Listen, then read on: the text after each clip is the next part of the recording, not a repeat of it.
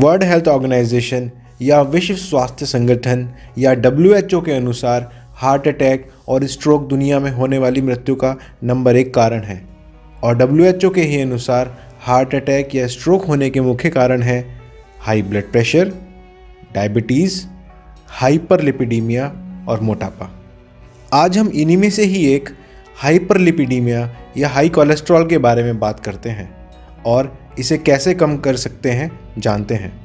अगर आपने इसी चैनल पर कैसे बढ़ता है कोलेस्ट्रॉल वीडियो देखी है तो आप बिल्कुल बारीकी से समझ पाएंगे कि हम जो भी बात कर रहे हैं वो पूरी तरह साइंटिफिक है और लॉजिकल है। जब भी हम बात करते हैं कि खून में फैट बहुत ज़्यादा है या डॉक्टर आपको इसकी जांच कराने को कहता है तो हम इन 5 चीज़ों की बात करते हैं: total cholesterol, triglycerides, LDL, VLDL और HDL। इस पूरी जांच को आसानी से समझने के लिए हम पहले ही एक वीडियो बना चुके हैं जो इसी चैनल पर है। पर यहाँ ये समझने वाली बात है कि आम भाषा में इसे कोलेस्ट्रॉल की रिपोर्ट ही बोल देते हैं। जैसे कि वनस्पति घी को आज भी हम डालडा घी ही बोलते हैं, जबकि डालडा घी का नहीं कंपनी का नाम था। तो हम ये समझें कि लिपिड प्रोफाइल या कोलेस्ट्रॉल की जांच में हम खाली कोलेस्ट्रॉल नहीं, ये 5 फैक्टर देखते हैं। तो आज हम कोलेस्ट्रॉल के बारे में बात करते हैं। अगर कोलेस्ट्रॉल बढ़ा हुआ है तो क्या करें और कैसे इसे कम करें। कोलेस्ट्रॉल हमारे शरीर में 2 चीज़ों से आता है, एक है हमारा खाना और दूसरा हमारा लीवर। पहले हम खाने की ही बात करते हैं, क्योंकि कोलेस्ट्रॉल अगर शरीर में ज़्यादा है तो इसका मतलब बाहर से यानी खाने में कोलेस्ट्रॉल नहीं लेना चाहिए। अब बात यह है कि क्या खाने की चीज़ें हैं जो नहीं लेनी है। सबसे पहले ये समझते हैं कि कोलेस्ट्रॉल कभी किसी प्लांट बेस्ड फूड में नहीं होता। यह सिर्फ उन्हीं चीज़ों में होता है जो हमेशा हमें जानवरों से मिलती हैं। इसलिए ऐसी कोई भी चीज़ नहीं खानी है जो एनिमल फूड हो। एनिमल फूड से हमारा मतलब है नॉन वेजिटेरियन फूड, जैसे chicken, mutton, beef, pork, fish या और कोई भी मांसाहारी खाना। यहाँ सभी को लगता है कि ये सब खाने से तो शरीर में ताकत आती है, इसमें प्रोटीन है, पर आप वेजिटेरियन फूड से भी एनफ प्रोटीन ले सकते हैं। एक और ये सवाल उठता है कि आज तक लोग खाते आ रहे हैं, उन्हें तो कुछ नहीं हुआ, हमें भी नहीं होगा। पर मैं यहाँ ये समझाना चाहता हूँ कि हम बात कर रहे हैं तब की जब आपका कोलेस्ट्रॉल बढ़ा हुआ हो, तब नहीं खाना है। इसे ऐसे समझ सकते हैं कि एक गमले में पौधा लगा होता है और आप उसमें पानी देते हैं जो उसके लिए अच्छा भी होता है। पर अगर गमले में पहले से ही पानी हो और आप उसमें फिर भी पानी डाले जा रहे हो तो पौधा ख़राब हो जाएगा। ऐसे ही कोलेस्ट्रॉल शरीर में अगर बढ़ा हुआ है और हम कोलेस्ट्रॉल वाला खाना खाते जा रहे हैं तो उससे शरीर को नुकसान ही होगा, फ़ायदा नहीं। एनिमल फूड्स की दूसरी कैटेगरी जिसका ध्यान रखना है वो है सभी डेयरी प्रोडक्ट्स, जैसे दूध, पनीर, चीज़, खोया, मावा, दही, मलाई, मक्खन, देसी घी, आइसक्रीम, एट्सेट्रा एट्सेट्रा।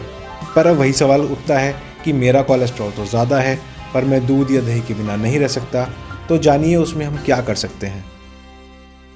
उसके लिए पहले हमें दूध उबालना है और फिर ठंडा करना है। ऐसा करने से उसके ऊपर मलाई जमेगी, वो हटा दें। दोबारा ऐसा करें, फिर पतली मलाई जमेगी, उसको भी हटा दें। ऐसा 3-4 बार करें और उसके बाद जो दूध बचेगा वो इस्तेमाल करें। उसी की चाय पिएं, उसी की दही बनाएं, आइसक्रीम बनाएं, क्योंकि ऐसा करने से दूध में से सारा कोलेस्ट्रॉल निकल जाएगा, पर दूध की और कोई क्वालिटी जैसे उसमें प्रोटीन, कैल्शियम, मिनरल ये कम नहीं होंगे। इनफैक्ट दूध ज़्यादा अच्छा हो जाएगा आपके लिए। तो ऐसी भ्रांतियाँ भी हैं कि दूध से मलाई निकल जाएगी तो दूध पानी बन जाएगा और उसे पीने का कोई फ़ायदा नहीं है। ऐसा नहीं है। दूध से मलाई निकलती है तो सिर्फ फैट निकलता है, बाकी दूध की सारी अच्छाइयाँ दूध में ही रहती हैं।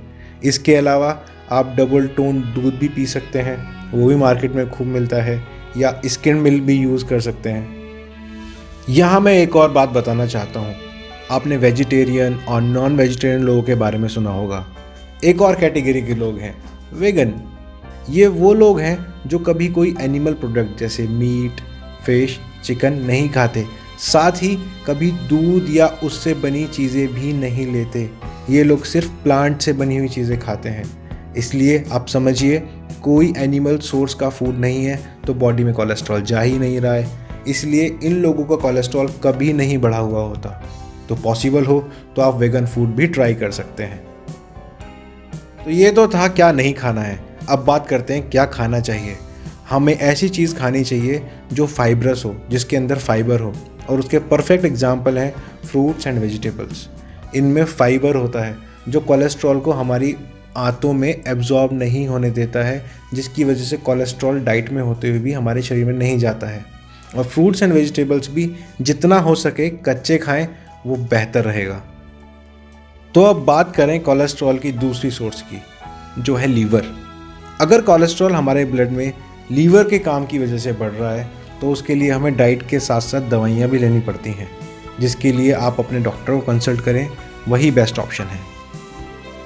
तो ये था कोलेस्ट्रॉल के बारे में। हमारा उद्देश्य आपको डराना या भूखा रखना नहीं है, ना ही हम किसी खाने को गलत बताते हैं। बस इतना बताना चाहते हैं कि आप अपने शरीर को समझें और उसकी कंडीशन के हिसाब से अपना फूड सेलेक्ट करें। आने वाली वीडियो में हम ट्राइग्लिसराइड्स या वेजिटेबल ऑयल या खाने का तेल या रिफाइंड ऑयल, इनके बारे में बात करेंगे। ये भी हमारी डाइट का बहुत इंपॉर्टेंट कंपोनेंट है और कभी कभी अगर ज़्यादा लें तो हमारी हार्ट के लिए ख़तरनाक हो सकते हैं। धन्यवाद।